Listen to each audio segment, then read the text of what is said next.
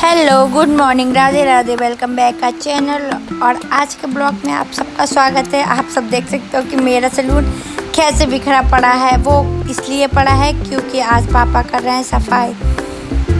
कल रात मैंने शॉप पे जब थी ना, फिर मैंने ये बेड का गेट खोला था तो इसमें ना बहुत ज़्यादा स्मेल आ रही थी, तो इसमें चूहा मर गया था। तो पापा से बोला तो पापा ने सफाई की। इसको आज 2-3 घंटे पापा ने बहुत अच्छे से सफाई की। उसके बाद मैं भी आ गई थी, मैंने भी सफाई की, झाड़ू पोछा किया। उसके बाद चली गई थी घर जाके मैं नहा धो के आई हूँ। अब करूँगी शॉप पे। सारा कुछ हो गया, अब पूजा करनी है और बस अपना टचअप करना है। तो उसके लिए मैं देख रही थी, मैंने पूजा वाली प्लेट उठाई, वो वॉश करने लगी। इसको वॉश करके फिर इसमें धूप जलाते हैं, तो इसलिए मैंने उसको वॉश किया। वॉश करने के बाद फिर मैं अपने कछुआ होता है ना जो, उसको डेली नहलाती हूँ और फिर शॉप में उनको बैठाती हूँ। तो मैंने वो रख दी थी ला के प्लेट। उसके बाद मैं ले गई कछुआ को उठा के उनको नहलाऊँगी। नहलाने के बाद फिर उनको उनके स्थान पे बैठा दूँगी। जो है अच्छा होता है शॉप पे ये रखना। तो हमारे वहाँ भी हम गए थे नैनीताल, नीम करोड़ी बाबा, वहाँ से ये मैं लेके आई थी। तो फिर मैं इनका पानी डेली पूरे सैलून में छिड़कती हूँ। उसके बाद मैं करती हूँ पूजा। तो फिर इनको मैंने नहलवाया अच्छे से। नहलाने के बाद अच्छा पानी इनका भरा उसमें, और उसके बाद मैं इनको रख देती हूँ इनकी जगह पे। ये हमारे काउंटर पे रहते हैं, यहाँ पे ही इनका वो है, यहीं बैठा देती हूँ इनको। उसके बाद मैंने टॉवल सामने डाल रखी थी, सारी सफाई की। आज सैलून में लग रहा है कि कुछ हुआ है, इतना गंदा हो रहा था ना। एक तो चूहा मर गया, सैलून में घुसा ही नहीं जा रहा था, इतनी स्मेल आ गई। पता नहीं क्या हुआ, कैसे वो अंदर घुस गया होगा और मैंने वो डोर लॉक कर दिया होगा बिल्कुल। तो चूहा ना अंदर से कुछ मिला नहीं, ऑक्सीजन नहीं गई, तो उसकी डेथ हो गई। तो उसके बाद क्या हुआ, उसका पापा, मैंने कहा पापा मैं तो छोड़ूंगी नहीं, आप ही निकाल कर फेंको। तो पापा ने फिर निकाल के फेंका। उसके बाद मैं आई, अपना कैमरा सेट किया और स्पेस साइड में बिल्कुल नहीं बच रहा है क्योंकि बाहर शॉप लग रही है। तो फिर बाहर का सामान भी शॉप के एक साइड से ही मैं रख देती हूँ, क्योंकि फिर सुबह सुबह कोई क्लाइंट आ जाए तो पूरे शॉप में सामान फैला होता है। तो मैं सुबह सुबह सारा सामान एक साइड में लगवा देती हूँ। अगर पापा जल्दीबाजी में होते तो पूरे में लगा जाते, वरना मैं अपने आप खुद लगवा के जाती हूँ कि शीशे के पास प्लाई वगैरह रख जाता है, सारा सामान रख जाता है। और अंदर जो कैबिन में हमारे बने हुए बॉक्स, उनमें बॉक्सेस में कर के और बैग में कर के सारा सामान अंदर कर देती हूँ, क्योंकि चूहे हमारी शॉप में आ जाते हैं, चूहे आते जाते रहते हैं, तो कभी काट देते, कभी मेरे फर्नीचर का नुकसान कर दें। तो इससे अच्छा सारी चीज़ें पहले ही सेफ़ रखती हूँ। फिर उसके बाद मैंने बनाई धूप बत्ती, 2 बनाई। मैं बताती रही हूँ कि आपको स्मेल आ रही थी, और अभी मुझे रूम फ्रेशनर भी मंगाना है, तो इसलिए मैंने ना 2 धूप बत्ती जलाई हैं, ताकि एक मैं पूजा के स्थान पर रख दूँगी और एक अंदर कैबिन में रख दूँ ताकि स्मेल ना लगे।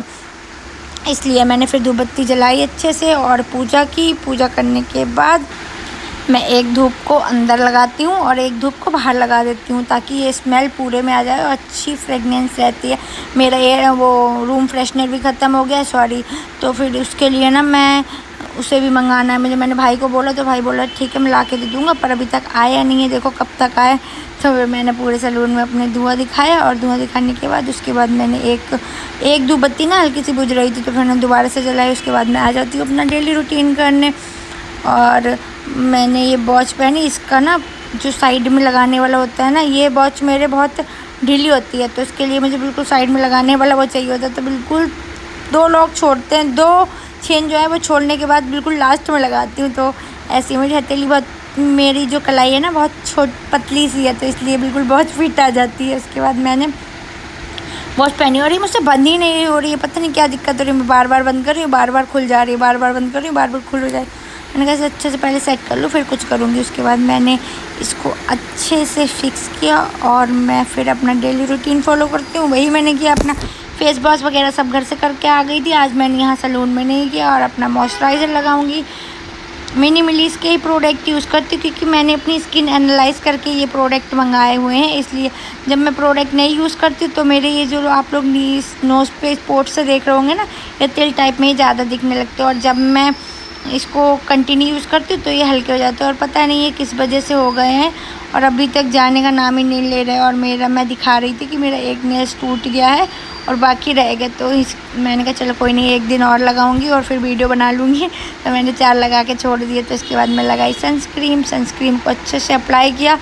और इसको लगाने के बाद इतनी ज़्यादा गर्मी लगती है और फेस इतना ज़्यादा ऑयली होने लगता है ना, तो लगाने का मन नहीं करता।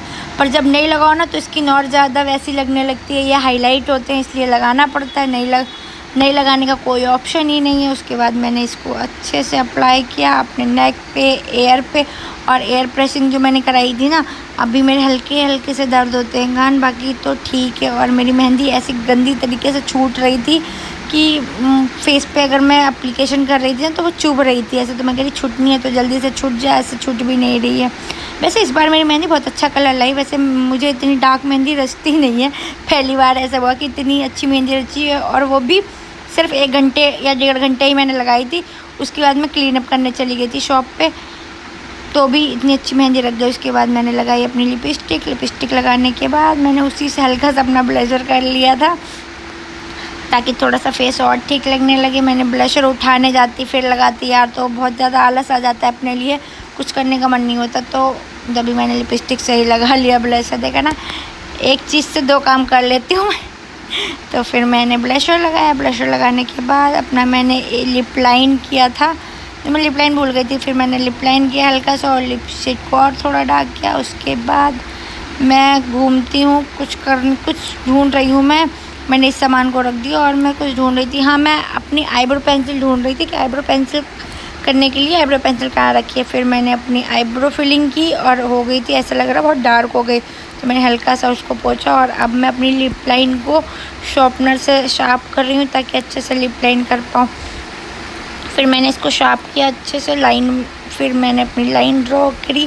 पहले ना मेरे लिप्स पता नहीं चलते थे, बहुत पतला, ऊपर का लिप्स जो है ना मेरा बहुत पतला था। फिर मैंने अपने लिप लाइन लगा के अच्छे से किया। ऐसे ही मेरी थ्रेडिंग भी थोड़ी सी लाइट ग्रोथ थी, तो फिर मैंने थ्रेडिंग पे भी ऐसे आईब्रो पेंसिल कर के अपनी सही कर ली। और फिलहाल अब तो मेरे लिप्स सही हो गए हैं।